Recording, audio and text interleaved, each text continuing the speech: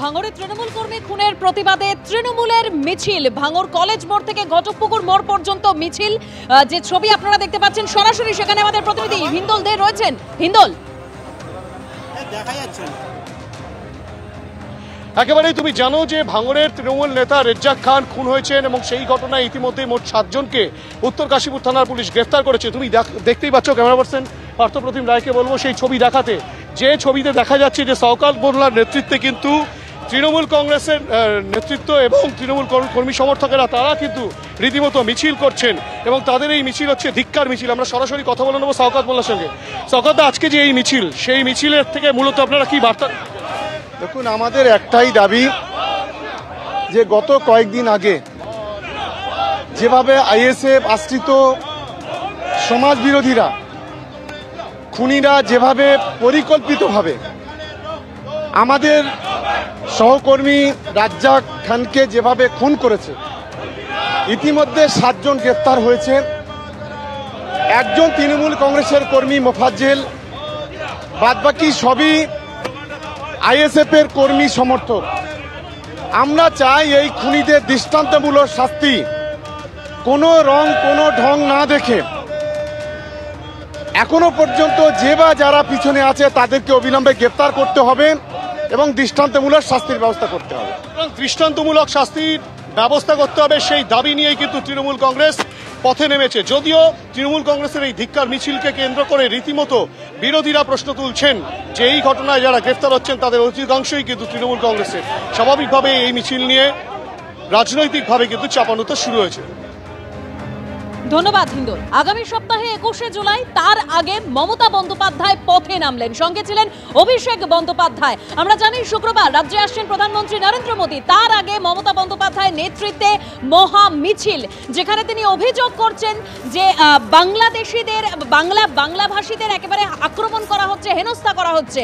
অন্যদিকে পাশাপাশি যে ছবি আপনারা দেখতে পাচ্ছেন, আজ কমিশনে গিয়েছিলেন শুভেন্দু অধিকারী, তিনিও আজকে হেঁটে কমিশনে যান। অর্থাৎ একদিকে বাঙালি আবেগকে হাতিয়ার করে পথে মমতা, অন্যদিকে পাল্টা কমিশনে শুভেন্দু অধিকারী।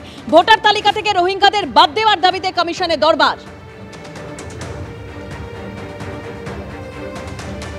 ভিন রাজ্যে বাঙালিদের উপর অত্যাচারের অভিযোগ বিজেপিকে নিশানা করেছেন মমতা বন্দ্যোপাধ্যায়। কলেজ স্কয়ার থেকে ডরিনা ক্রসিং পর্যন্ত মিছিল করেন তিনি।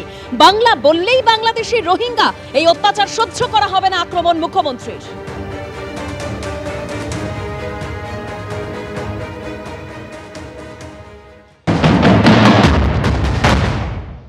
आप लोग क्या सोचा है दिल्ली वालों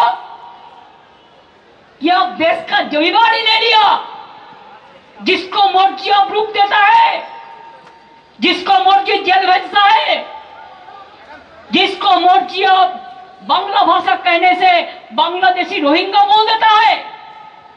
बांग्लादेश तो अलग से राज है, रोहिंगा तो म्यांमार में रहते हैं।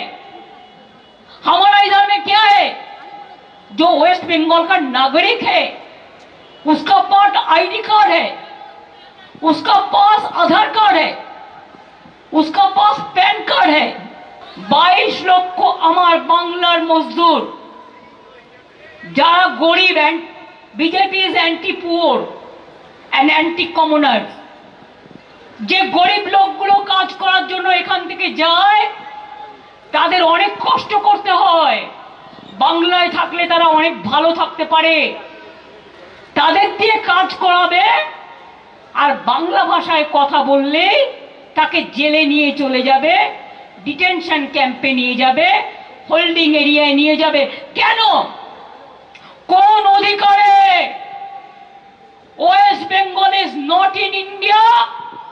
जब महाराष्ट्र में हिंदी भाषी को निकाल दिया था तो हम लोगों ने पहले आवाज उठाया था, इसको समझना पड़ेगा।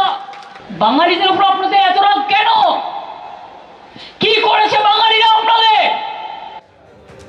অন্যদিকে শুভেন্দু অধিকারী বলছেন যে টাকা নিয়ে নথি বিলি করা হয়। কলকাতা সংলগ্ন রাজারহাট, নিউ টাউন, এমনকি উত্তর 24 পরগনার বিভিন্ন এলাকার ডেমোগ্রাফি বদলে দিয়েছে। অবিলম্বে বাড়ি বাড়ি গিয়ে সমীক্ষা চায়। কি বললেন তিনি, শুনুন। কলকাতার পাশে Rajarhat, new town, Kasba,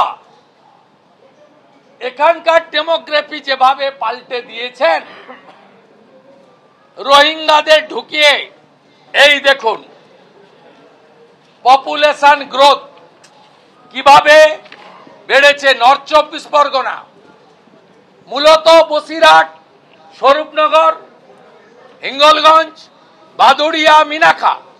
south 24 Pargana 18.20, মূলত ক্যানিং, ভাঙড়, গোসাবা, কুলতলি, জয়নগর, সাগর, পাথর প্রতিমা, ফলতা, মগরাহাট, মেটিয়াবুরুজ।